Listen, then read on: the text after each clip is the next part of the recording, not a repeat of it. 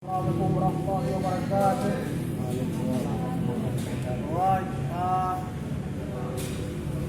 today I'm going to explain about our topic today about experiences in Kazima this year. It's very tall, unique than before.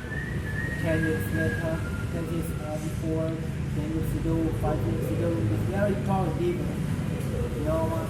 But this year very tall and unique. I never in myself, my heart before about that. But this year, seeing hit by coronavirus, worldwide and closing about malls.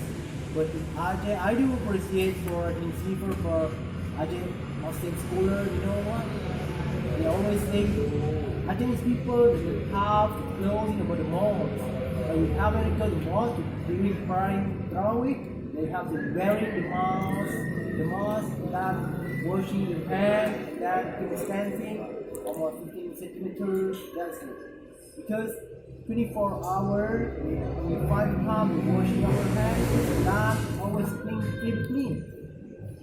But this year very tall also because coronavirus, by weight in my body. Before 65 kilogram, 30 degrees, 58, in mainland, we do love that because in coronavirus. And that, in coronavirus, including Aceh, a lot of people, don't like. I've made a why. That's because, we don't have gas in Europe. And that's the reason, we don't have a clean flavor. Because people doesn't get tourists, they don't get gas, so they are praying to God, the coronavirus in the end, future. And then, my experience this year, I got, number one, I got vlog, talking about our last kingdom, talking about history, Bangladesh, number one.